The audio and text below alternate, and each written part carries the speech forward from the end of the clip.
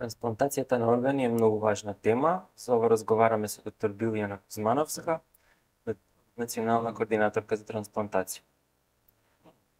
Како да се зголеми свеста за важноста од донирање органи од починат донор со мозочна смрт?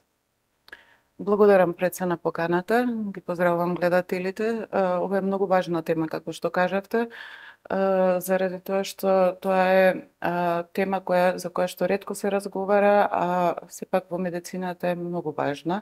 Се повеќе има пациенти на кои што им е потребна неопходна трансплантација на органи или за продолжување на животот или за подобрување на квалитетот на нивниот живот.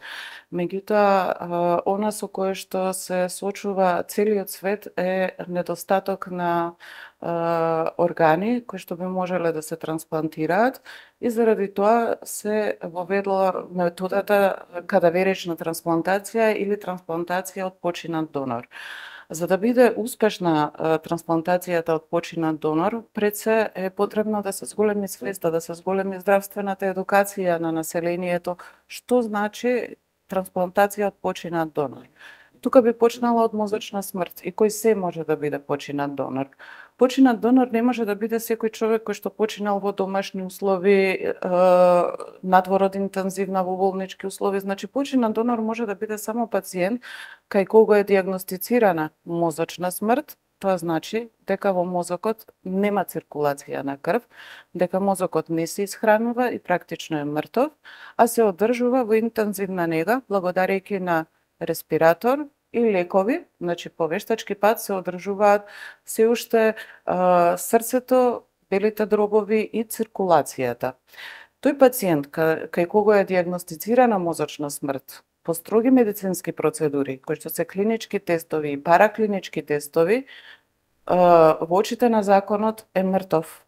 Исто така и во медицински смисол е мртов, затоа што во моментот кога ќе се прекине со давање на лекови и со респираторна поддршка, смртта настапува во прашање на минути.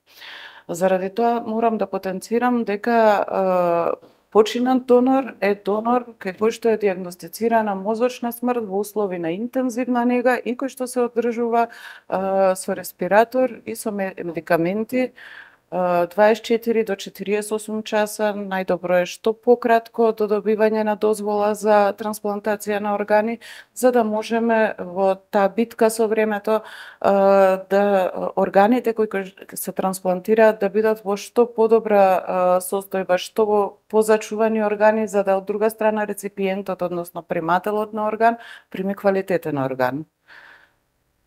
Како да се подобри нашето законодавство и да се усогласи со европското? Ние имаме многу добар закон за трансплантација, каде што кој што е во голема мерка и усогласен со европскиот закон. Морам да потенцирам дека и европското законодавство се менува, не е статично. Ние се трудиме да ги следиме секако законодавците. Јас како национален координатор не го носам законот, меѓутоа нели заедно работиме заедно со законодавците да се усогласат нашите законски процедури со европските. Имено во тек и ИПА процес од Европската комисија, чии што бенефитор е Министерството за здравство, кој што има дел и за легислатива, усогласување на нашата легислатива, нашето законодавство со европското законодавство. А со кои проблеми се соочува процесот на трансплантација на органи кај нас и како да се надминат тие проблеми? Видете, процесот на трансплантација на органи и кај нас, како и во најразвиените земји, се соочува со всушност недостаток на соодветни органи. Како да се надминат тие проблеми? Тие проблеми на три начина може да се надмине и да се подобри цел систем за трансплантација. Првиот начин е овој: подигање на јавната свест, објаснување на популацијата што е орган донор, што е починат орган донор и кој се може да биде починат орган донор. Со тоа би го зголемили и бројот на согласности кои би ги добиле да се донира орган од починат член на семејство. Зошто зборуваме исклучително во моментов за трансплантација од починат донор? Затоа што трансплантација од жив донор се работи во Македонија од 1977 година на бубрези. Тие органи имаат алтернатива, значи можат да добијат тие пациенти орган од жив донор во колку се најде имунолошка компатибилност помеѓу пациентот и дарителот.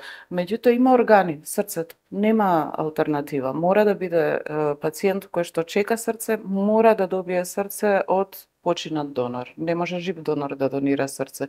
Заради тоа тема денешна и тема на која што многу мора да разговараме е кадаверичната така наречена, односно трансплантација од починат донор.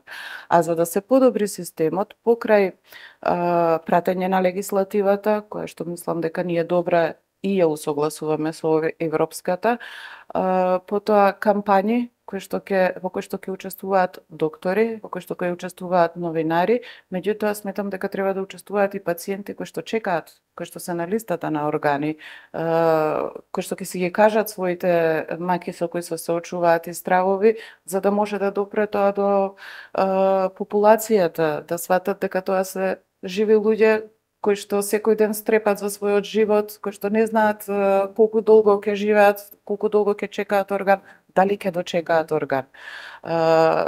Тоа е во смисолот на кампањата. И третиот дел за подобрување на системот е она што за секој систем важи: следење на новини, следење на новините во медицината. Медицината е жива наука, не е статична, секогаш се развива и се подобрува. Значи една континуирана едукација на здравствениот персонал кој што работи во областа на трансплантологијата, континуирано вклучување на нови сили медицински, значи подмладување на кадарот, освежување на кадарот, ширење на кадарот кој што ќе работи трансплантација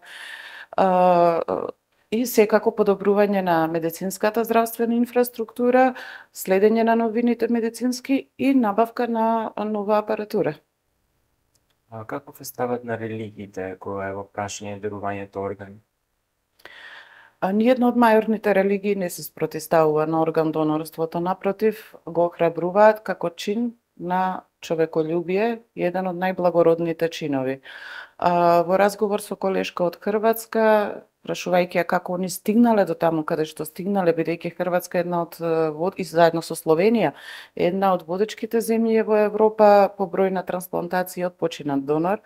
Таа ми кажа дека после повикот на папата Јован Павле II, во кој обраќање кажал дека трансплантацијата, донирање на органи од починат човек е врв на човеколюбие, дека тоа е тоа што религиите го проповедаат, дарување, човеколюбие.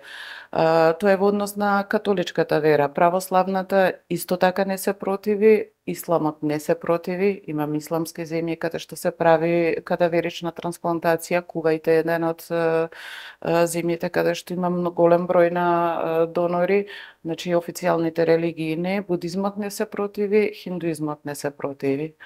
Во шинтуизмот во Јапонија има недоречености, меѓутоа и таму веќе започнува кадаверична трансплантација. На тема трансплантација на органи беше најавена соработка со хрватското здравство. Дали имате соработки со експерти од некои други земји? Секако, со хрватското здравство соработуваме веќе година и пол во рамки на ИПА проектот кој што го спомнав, тоа е поддршка на системот за трансплантација. Едукатори од Хрватска доаѓаат кај нас да едуцираат медицински персонал. Минатиот месец имавме едукаторка од Хрватска, имавме над 60 медицинари, слушатели од различни профили, одржувавме и работилници покрај теоретски предавања, одржувавме и работилници, таа ќе продолжи да доаѓа. Имаме соработка со Словенија, исто едукатор кој што ќе доаѓа и ќе продолжи да работи во областа на едукаторството, а во областа на легислативата секако Министерството си соработува. Како стоиме со број на трансплантации споредено со регионот, па и пошироко? Постои меѓународен регистар на орган донорство и трансплантација. Тоа е сајт кој што е достапен на сите, значи нема ограничување и податоците се ажурираат секоја година. Последниот податок е од 2023, за 2024 се чека да заврши за да се извадат податоците, но трендот, речиси неколку години уназад е ист. Прво место во свет Шпанија со 50 донори на милион жители. Таму податоците се на милион жители, заради тоа што нели сите земји имаат различен број на популација. Второ место се Соединетите Американски држави со 49 минатата година донори на милион жители.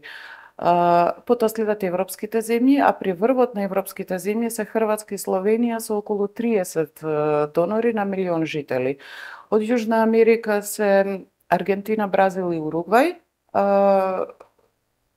Европските земји претежно се на таа листа, други земји ги нема на таа листа, веројатно не е толку развиена трансплантацијата од починат донор, додека од соседните земји Грција има во 2023 8 донори на милион жители, Бугарија има 3 донори на милион жители, Албанија и Србија се тука некаде како и ние, од година во година варираме, има години кога има еден донор на милион жители, тоа значи 2 трансплантации, кадаверични зборувам годишно, инаку од жив донор си течат континуирано трансплантации на бубрези. Имаме над 500 во Македонија до сега сработено. Имаме година, тоа било 2021, кога сме имале 5 донори на милион жители. Таа ни била, да кажам, најуспешна поносна кадаверична до сега.